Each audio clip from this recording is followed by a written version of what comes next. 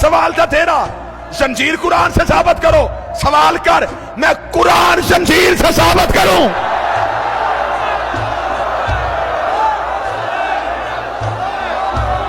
کروں؟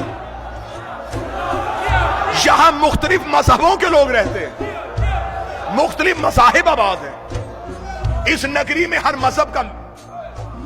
آج کوئی غیر مذہب آپ سے آ کے پوچھے کہ صاحب آپ کہتے ہیں کہ قرآن اللہ کی کتاب ہے، ہمارا مذہب تسلیم نہیں کرتا، ہمیں ثابت کرو یہ اللہ کی وحی سے اتری۔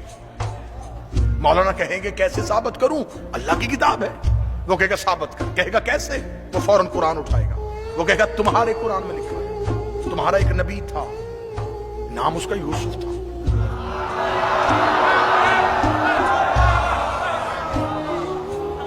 وہ مصر میں ایک محل میں آیا تھا، تمہارا قرآن کہتا ہے کہ تمہارا وہ نبی اتنا حسین تھا کہ مصر کی عورتوں نے اس کا چہرہ دیکھتے ہوئے اپنی انگلیاں کاٹ دی۔